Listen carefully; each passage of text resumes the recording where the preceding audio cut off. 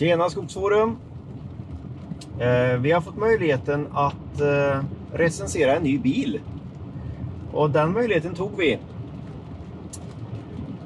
Jättekul för oss att sätta ett litet skogs- och landsbygdsperspektiv på en ny bil genom en provkörning. Vi har kört den här bilen. Det är en Toyota RAV4 plug-in hybrid i en vecka. 100 mil cirkus. Toyota gör ju erkänt bra bilar med hög kvalitet. Det vet nog alla om. Det är liksom deras signum och varumärke kan man nog säga. RAV4 som vi sitter i nu, den är faktiskt 27 år. Den kom 1994 första gången. Och det är en Altiallo SUV. En fyrhjulsdriven, kanske inte den största av SUVar, men ändå en Altiallo. Som troligtvis passar alldeles utmärkt på landsbygden och för oss skogsmänniskor.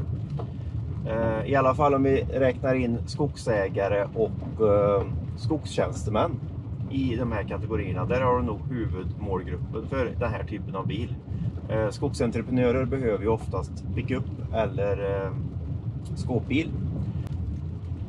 Nu när RAV4 fyller 27 år så kommer den i en spännande uppdatering med ett relativt stort batteri som du kan ladda hemma eller i en laddstation. Tidigare RAV4 som var för den som heter hybrid, den laddade sig själv och hade inget uttag. Den här har ju sån här, ursäkta uttalet, men CHAdeMO laddning. Så du får ju med en kabel för snabbladdning hos de här snabbladdarna som finns runt om i Sverige, och även en vanlig stickpropp så du kan ladda hemma över natten. Vi har testat båda. Det funkar kanonbra att ladda över natten kan jag säga med ett vanligt 10 amperes uttag. Jag har testat med ett helt vanligt uttag och ungefär 5 timmar så har du laddat batteriet som är på 18 kW. 18 kW batteriet tar dig upp till 7,5 mil, vilket är väldigt bra, och jag tror att det är klassledande för en hybrid, i alla fall i den här storleken. För det här är ju en relativt stor och tung bil. Den har en dragvikt på 1500 kilo, vilket är riktigt bra. Den väger runt, jag kanske inte ska säga, utan där får du gå in på Skogsforum och kolla. För vi har varit och vägt den på en våg. Så är du intresserad av att veta exakt vad den väger med mig i och lite kamerautrustning, så går du in på skogsforum.se och läser vår artikel om det här. Där finns det för övrigt väldigt mycket mer att läsa om bilen. Och vi har även gjort ekonomiska beräkningar, och där får du även ta del av våran verkliga bensinförbrukning i det här. Och vi har även räknat med elen naturligtvis. Annars, om vi ska börja med någonting helt annat, så får vi faktiskt säga det att det här är vill man så är det här en fruktansvärt rolig bil. Toyota har byggt den så att man kan utnyttja bensinmotorns kraft, främre elmotorns kraft och bakre elmotorns kraft samtidigt. De kombinerar ihop kraften i en CVT-låda som är alldeles underbar. Och totalt så får man ut 306 hästkrafter om man vill. Det har ju vi naturligtvis testat i sportläge, och den upplevelsen är riktigt häftig. Jag har aldrig upplevt någonting sånt i en SUV eller i en större fyrhjulsdriven bil förut. Det är lite go-kart-känsla, och jag inbillar mig, jag har aldrig kört rally, men den har bra väghållning, och den ligger alldeles underbart på vägen, och kombinationen med 306 hästkrafter när man trycker till, det är någonting i hästväg. Den förflyttar sig väldigt snabbt, och den är snabb i rörelserna, och en körupplevelse utöver det vanliga. Men det ska vi säga att då är det inte mycket till miljöbil längre heller. För utnyttjar man all den kraften så tar batteriet slut väldigt fort, och den drar väldigt mycket bensin. Så det måste man ju ha med sig i det här naturligtvis. Vill man ha så roligt så kan man ha det med den här bilen, men det kostar det också. Det som vi har fokuserat på vid våran provkörning, det är lite mer ekokörning, och vi har testat hur laddhybriden fungerar och hur mycket bränsle den drar. Så det är ju kanske ur ett skogsägare och skogstjänstemannaperspektiv så är ju det mycket mer intressant naturligtvis i det långa loppet. Men ändå sagt, vill man ha en kul körupplevelse så är den här bilen någonting utöver det vanliga faktiskt. RAV4 har alltså fyrhjulsdrift. Den fungerar väldigt bra på grusvägar. Den har även ett trail mode om du vill ge dig utanför vägen. Bege dig utanför vägen. Det har vi testat på en dålig skogsbilväg där man nyligen hade avverkat, så det har kört både skotare och skördare på den, och det har ju regnat som ni ser här väldigt mycket nu i höst, så där fick den bekänna färg faktiskt. Summa summarum av det är väl att det fungerar jättebra. De har liksom lirat ihop det här digitalt med att du har bara elmotorn bak. Den synkar ju med både bensinmotor och elmotor fram. Och sen så har du det här med CVT-lådan som jag verkligen vill lyfta fram med den här bilen. För det som är riktigt bra, det är att man har full kraft även när man vill smyga. Eller kanske inte full kraft, men du har i alla fall bra med kraft när du vill smyga. Så det passar ju alldeles ypperligt när man ska backa till släpkärra eller husvagn eller vad det nu kan vara. Det passar jättebra vid parkering, och när man ska liksom smyga in sig till en parkering på en skogsbilväg eller liknande. För er som kör automat och diesel idag kanske, så är det ju väldigt vanligt att man gasar kanske lite för mycket och får det lilla hoppet fram. Det är helt borta med den här. Samma gäller ju, det är ju helt steglöst körning, och det är faktiskt riktigt bra. Ska vi ta några nackdelar med den här bilen? Jag har faktiskt inte hittat många byggnadsmässigt och konstruktionsmässigt.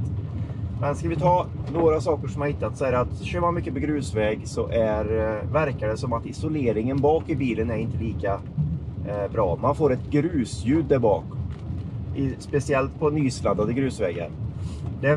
Jag jämför ju med en Volvo XC70 som jag har kört och kör nu privat, och den har ju inte det ljudet. Det är ingen stor grej, och jag säger det, jag hittar inte många negativa saker med den här, men det är en sak. Nummer två, och det är subjektivt, och det är ju hur jag bedömer det, men sätena här tycker jag inte är lika bra som Volvos. Vid långkörning så kommer träsmaken tidigare. Den här bilen får man nog säga är en dyr bil. På pappret, när man tittar på den, så kostar den knappt 500 000. Börjar på knappt 500 000. Den här bilen vi har fått låna är ju naturligtvis en högre utrustad bil med panoramaglastak. Du har större skärm, du har induktionsladdare för mobiltelefonen, du har head-up display och den här autopiloten som gör att man kan köra adaptiv farthållare, och man kan släppa ratten om man vill i 15 sekunder innan den börjar varna. Ingen stor grej, men jag nämner att den är med. Ventilerade säten. Det jobbar ju faktiskt upp lite det här med träsmaken, för det är nog alldeles underbart att ha det på sommaren. Man ventilerar ur liksom sätena och får en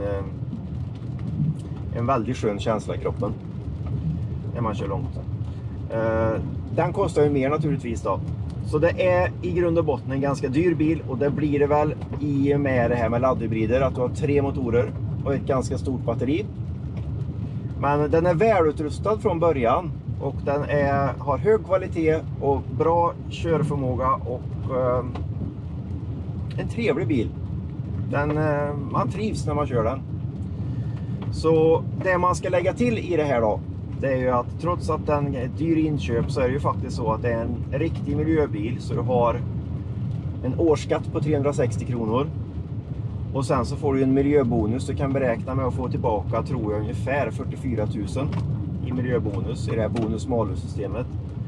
Och det tillsammans då med att det är billigare att köra på el. Så kör du mycket på el, sträckor upp till sig 7 mil, så kostar det ju 3 kronor milen med el. Och det kan vi nog säga, ge och ta lite, men en 10 med bensin ska jag tro. Det måste man ta med i det här. Så med miljöbonusen och sånt där så kryper den ju ner till exempel då V60 Cross Country som kan vara ett alternativ. Så där blir de ganska lika och där har vi gjort uträkningar på Skogsforum. Så vi har länk i beskrivningen här nere så du kan gå in och läsa och se hur det slår. Det viktiga med det här nu, det är att de här uträkningarna är ju väldigt personliga. Det måste man göra själv om man är sugen på en sån här bil eller en annan bil eller ska byta bil. Det beror ju på hur du kör. Kör man upp till 7 mils resor per dag och nöjer sig med det, så är nog det här ett bra ekonomiskt val. Kör man mycket långresor, då är det ju till och med så att tillverkarna av bilarna säger ju till och med idag att då är nog inte laddhybrider det bästa. Så mycket långresor, då är det nog fortfarande diesel som gäller, mest ekonomiskt. Toyota RAV4 har okej lastutrymme. Det är ju precis som vanligt, man kan fälla ner baksätet och få ett större utrymme där bak. Inga problem att få in röjsågar. Det finns till och med ett eluttag i bagagen så du kan, kör du batterisågar så kan du ladda batterierna där. En smart sak som de har, Toyota, som jag inte har sett förut, är att de har möjlighet till 2 tiltlägen på det bakre sätet. Så passagerarna kan välja om de vill sitta mer upprätt normalt eller ett hack ner, lite mer bakåt ut. Förutom de små nackdelarna jag pratade om förut så är det en sak till som jag har lite svårt med den här bilen. Men jag tror det är vanesaker det handlar om. Men det är att den är hög i karossen fram. Så det är svårt att ha koll på exakt vart den är. Inom traktorvärlden så kallas det ju stepnose. Att den går ner, va? Den här har inte stepnose. Så man ser inte riktigt när man ska svänga in och i trånga utrymmen och sånt där. Om vi ska försöka oss på en summering av det här, så är det en mycket trevlig bil att köra. Den är lite dyr i inköp, men miljöbonusen jobbar ju ner den inköpskostnaden lite. Den har klassledande räckvidd på batteri, skulle jag vilja säga. Vi har alltså, under gynnsamma förhållanden så har jag kommit 7,5 mil på batteri. Och det är ju så den här bilen jobbar. Den jobbar med att den prioriterar batteri, så gör du ingenting utan bara trycker igång den och kör iväg, så är det batteri 100% tills den själv väljer att bensinmotorn ska gå in i hybridläge. Och det fina med det är att det är ingen vanlig, vad ska man säga, koppling på bensinmotorn, utan den jobbar på ganska optimala varv. Så där märker man att när man kör den så är det inte, det finns inga lika med tecken mellan trycka på gasen och att bensinmotorn sticker i varv. Det är ganska smarta grejer, och den ligger och lirar mellan elmotor och bensinmotorskraft, troligtvis på ett ganska optimalt sätt. Och det i sig med att den kopplar automatiskt ur bensinmotorn så fort den märker att den nedförs lut till exempel, gör att man sparar bensin. Så där har den ju ett hybridläge, det ska man inte glömma bort. Man ska inte tro att det är 100% el i 7 mil och sen så är det bara bensin. För så är det absolut inte, utan den har batteri kvar att jobba med efter det och jobbar i ett hybridläge. Och går du in och ser vår artikel på Skogsforum så ser du vår snittförbrukning. Det är ju en miljöbil, så enligt VLTP så är den typad för 0,1 liter milen blandad körning.